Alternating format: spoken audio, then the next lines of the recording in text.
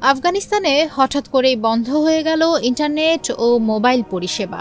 তালেবান প্রশাসন বলছে অনৈতিকতা বন্ধ করতেই এই পদক্ষেপ।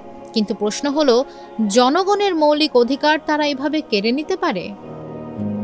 এই ভিডিওতে জানবো কি ঘটছে আফগানিস্তানে, কি কারণে এই অবরোধ এবং তালেবান আসলে কি করতে চাইছে। আফগানিস্তানে একযোগে বন্ধ করে দেওয়া হয়েছে ইন্টারনেট ও মোবাইল নেটওয়ার্ক পরিষেবা। আন্তর্জাতিক পর্যবেক্ষক সংস্থা নেটব্লকস জানিয়েছে দেশটির ইন্টারনেট কার্যত 1% নিচে নেমে এসেছে। মোবাইল অপারেটরগুলোকে 3G ও 4G পরিষেবা বন্ধ করার নির্দেশ দেওয়া হয়েছে। চালু রয়েছে শুধু পুরনো 2G নেটওয়ার্ক, সেটাও সীমিত পরিসরে। সবচেয়ে বেশি সমস্যা দেখা যাচ্ছে কাবুল, হেরাত এবং কান্দাহার অঞ্চলে। তালেবান প্রশাসন আনুষ্ঠানিকভাবে না জানালেও ধারণা করা হচ্ছে অনলাইন অশ্লীলতা এবং নৈতিকতার অভাব ঠেকাতেই এই কঠোর পদক্ষেপ নেওয়া হয়েছে। আফগানিস্তানের জনপ্রিয় গণমাধ্যম টোলো নিউজ ও আফগানিস্তান ইন্টারন্যাশনাল জানিয়েছে তাদের স্যাটেলাইট সম্প্রচারেও সমস্যা দেখা দিচ্ছে। হাসপাতাল, সরকারি বেসরকারি অফিস, এমনকি বিমানের ফ্লাইটও বাতিল করা হচ্ছে।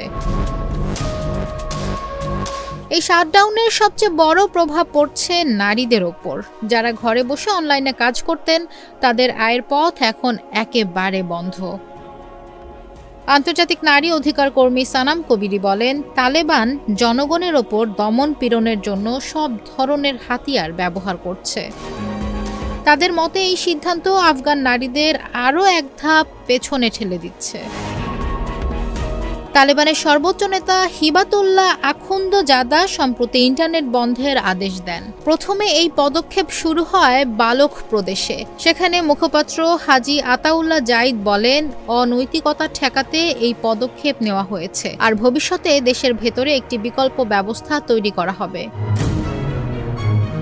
বিশেষজ্ঞরা বলছেন, এটি শুধুমাত্র প্রযুক্তি বন্ধ করার বিষয় নয়, বরং এটি একটি পরিকল্পিত সামাজিক নিয়ন্ত্রণ।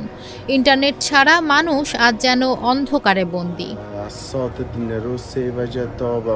তালেবানের এই পদক্ষেপ কি নৈতিকতা রক্ষার উদ্যোগ, নাকি এটি একটি দমনমূলক পশ্চাৎপদ সিদ্ধান্ত?